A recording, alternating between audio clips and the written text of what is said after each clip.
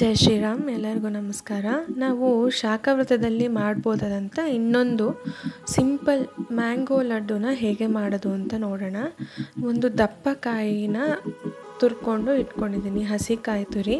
ಹಾಗೆ ಇಲ್ಲಿ ತುಂಬ ಇರೋ ಮಾವಿನ ಹಣ್ಣು ಒಂದು 8-10 ನಾನು ಪ್ಯೂರಿ ಮಾಡಿ ಇಟ್ಕೊಂಡಿದ್ದೀನಿ. ಈ ರೆಸಿಪಿಯಲ್ಲಿ ನಾನು ಒಂದು ಅರ್ಧ ಭಾಗದಷ್ಟೇ ಬಳಸ್ತಾ ಇರೋದು. ಮೊದಲಿಗೆ ಒಂದು ಪ್ಯಾನಲ್ಲಿ ಅಥವಾ ಬಾಣಲೆಯಲ್ಲಿ ನಾವು ಈ ತುರಿದಿಟ್ಕೊಂಡಿರೋ ಅಂಥ ಕೊಬ್ಬರಿ ತುರಿನ ಹಾಕ್ಕೊಂಡು ಚೆನ್ನಾಗಿ ಹುರ್ಕೋಬೇಕು. ಅದರೊಳಗಿರೋ ನೀರಿನ ಅಂಶ ಹೋದರೆ ಸಾಕು, ಕಲರ್ ಚೇಂಜ್ ಆಗೋಷ್ಟೇನು ಹುರ್ಕೊಳ್ಳೋ ಅಷ್ಟಿಲ್ಲ ಇಲ್ಲಿ.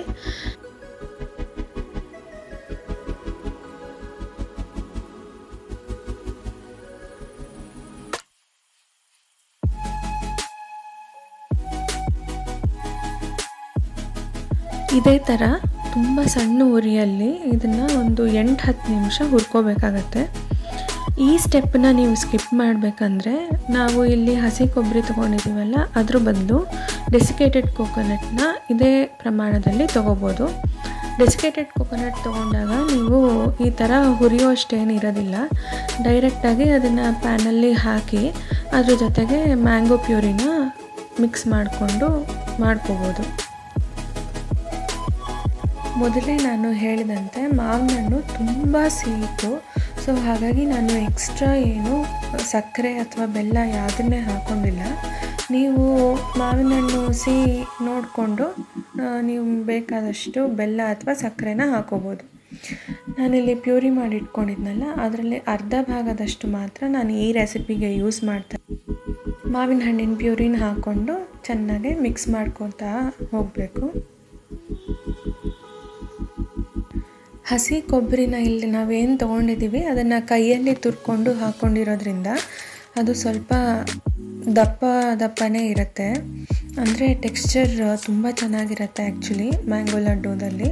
ನೀವು ಈ ಥರ ಬೇಡ ಅಂತಂದರೆ ನೀವು ತುರ್ಕೊಂಡು ಅಥವಾ ಒಂದು ಸತಿ ಹೆಕ್ಲೆ ಎಬ್ಬಿಸ್ಕೊಂಡು ಅದನ್ನು ಮಿಕ್ಸರಲ್ಲಿ ಹಾಕ್ಕೊಂಡು ಒಂದು ಸ್ವಲ್ಪ ನುಣ್ಣಗೆ ಮಾಡಿಕೊಂಡು ಕೂಡ ಹಾಕೋಬೋದು. ತುಂಬ ಕಡಿಮೆ ಉರಿಲೇ ಇದನ್ನೆಲ್ಲ ಮಾಡ್ಕೊತಾ ಹೋಗಬೇಕು.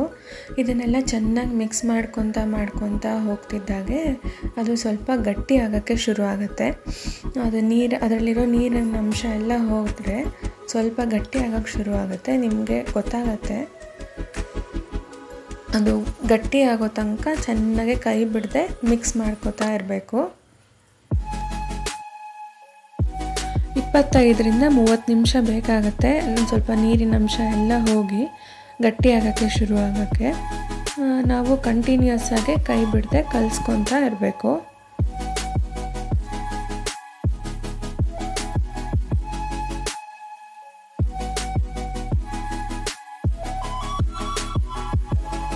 ಸ್ವಲ್ಪ ಪ್ಯಾನ್ ಬಿಟ್ಟು ಬರ್ತಿರೋ ಹಾಗೆ ಅನಿಸಿದಾಗ ನೀವು ಒಂದು 2 ನಿಮಿಷ ಲಿಡ್ಡನ್ನು ಈ ಥರ ಕ್ಲೋಸ್ ಮಾಡಿ ಬಿಟ್ಬಿಡಬೇಕು.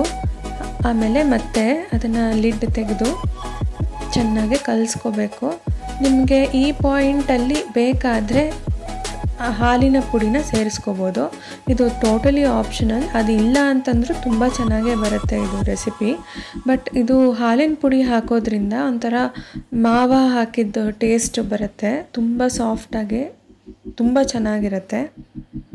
ನಾನು ಇಲ್ಲಿ ಒಂದು ಅರ್ಧ ಕಪ್ ಆಗುವಷ್ಟು ಹಾಲಿನ ಪುಡಿನ ಸೇರಿಸ್ಕೊಂಡಿದ್ದೀನಿ ಇದಕ್ಕೆ. ಇದನ್ನು ಹಾಕ್ಕೊಂಡು ನಂತರ ಚೆನ್ನಾಗಿ ಕಲಿಸ್ಕೊತಾ ಹೋಗಬೇಕು.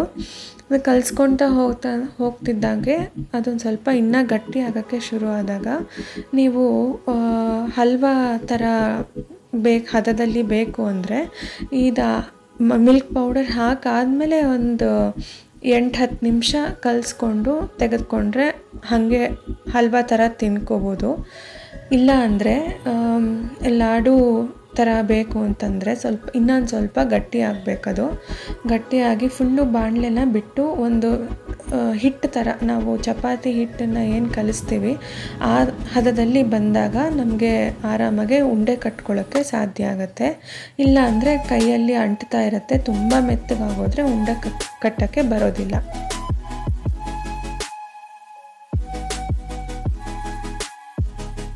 ನಿಮಗೀಗ ನೋಡ್ತಿದ್ದಂಗೆ ಗೊತ್ತಾಗ್ತಿರ್ಬೋದು, ಅದು ತುಂಬಾ ಗಟ್ಟಿಯಾಗಿದೆ. ಈ ಹದದಲ್ಲಿ ಬಂದಾದಮೇಲೆ ಒಂದು 5 ನಿಮಿಷ ನಾವು ಕಲಿಸ್ಕೊಂಡ್ರೆ ಆಯಿತು. ಒಂದು ತಟ್ಟೆಯಲ್ಲಿ ಇದನ್ನು ಹಾಕ್ಕೊಂಡು ಹರಿವು ಹಾಕ್ಕೊಂಡು ಇಟ್ಕೊಂಡ್ರೆ ನಮಗೆ ಬೇಗ ಆರುತ್ತೆ, ಹಾಗೆ ಉಂಡೆ ಕಟ್ಟೋಕ್ಕೆ ಅನುಕೂಲ ಆಗುತ್ತೆ. ಇದೊಂದೇ ರೆಸಿಪಿಯಲ್ಲಿ ಹಲ್ವಾ ಬೇಕಾದರೆ ನಮಗೆ ಹೇಗೆ ಎಷ್ಟು ಕಾಯಿಸ್ಕೊಳ್ಳೋದು ಅಂತ ಹೇಳಿದ್ದೆ. ಈಗ ನಮಗೆ ಉಂಡೆ ಕಟ್ಟೋಕ್ಕೆ ಲಾಡುಗೆ ಇಷ್ಟು ಹದ ಇರಬೇಕು, ಅಂದರೆ ಇಷ್ಟು ಗಟ್ಟಿಯಾಗಿ ನಮಗೆ ಬೇಕು. ಅದೇ ರೀತಿ ನಿಮಗೆ ಬರ್ಫಿ ಬೇಕಾದ್ರೂ ಇನ್ನೂ ಒಂದು 5-10 ನಿಮಿಷ ಚೆನ್ನಾಗಿ ಕಾಯಿಸ್ಕೊಂಡು ಇದನ್ನು ಇನ್ನೂ ಒಂದು ಸ್ವಲ್ಪ ಗಟ್ಟಿಯಾಗೋ ತನಕ ಕಾದು ಒಂದು ಸ್ವೀಟ್ ಟ್ರೇಯಲ್ಲಿ ಎಣ್ಣೆ ಅಥವಾ ತುಪ್ಪನ ಸವರ್ಕೊಂಡು ಅದರಲ್ಲಿ ಹರಿವಿ ಸೆಟ್ ಮಾಡಿಕೊಂಡ್ರೆ ಬರ್ಫಿ ಕೂಡ ಆರಾಮಾಗಿ ಆಗುತ್ತೆ. ಇದರಲ್ಲಿ ಒಂದೇ ರೆಸಿಪಿನ ನೀವು ಹಲ್ವಾ ಅಥವಾ ಲಾಡು ಅಥವಾ ಬರ್ಫಿ ಯಾವುದೇ ರೀತಿನಾದರೂ ಮಾಡ್ಕೋಬೋದು. ಎಲ್ಲನೂ ತುಂಬ ಚೆನ್ನಾಗಿರುತ್ತೆ ಟೇಸ್ಟು.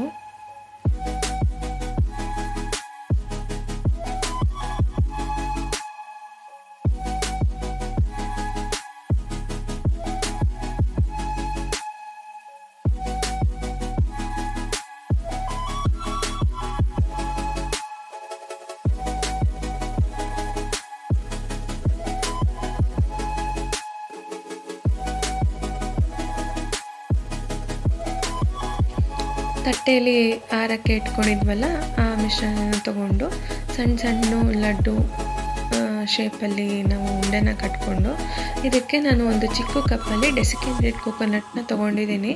ಇದು ಟೋಟಲಿ ಆಪ್ಷನಲ್, ನಿಮಗೆ ಬೇಕಾದರೆ ಹಾಕ್ಕೊಳ್ಳಿ, ಇಲ್ಲಾಂದರೆ ಹಾಗೆ ಕೂಡ ಲಡ್ಡು ಕಟ್ಕೊಂಡು ಇಟ್ಕೋಬೋದು.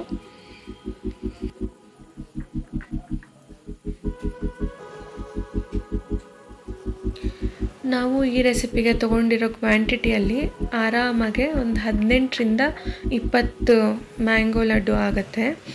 ಇದು ತುಂಬ ಸಾಫ್ಟಾಗಿ ತುಂಬ ಚೆನ್ನಾಗಿರುತ್ತೆ, ಬಾಯಲ್ಲಿ ಇಡ್ತಿದ್ದಂಗೆ ಕರ್ಗೋಗುತ್ತೆ.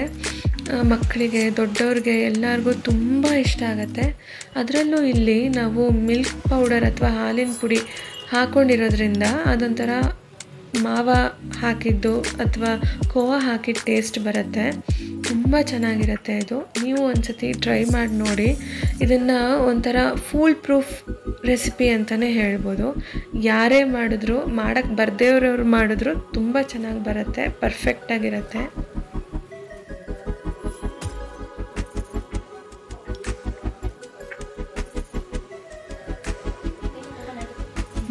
ಮೂರು ಪದಾರ್ಥನ ಬಳಸ್ಕೊಂಡು ನಾವು ತುಂಬ ರುಚಿಯಾದ ಮ್ಯಾಂಗೋ ಲಡ್ಡುನ ಮಾಡಿದ್ದೀವಿ ಇಲ್ಲಿ.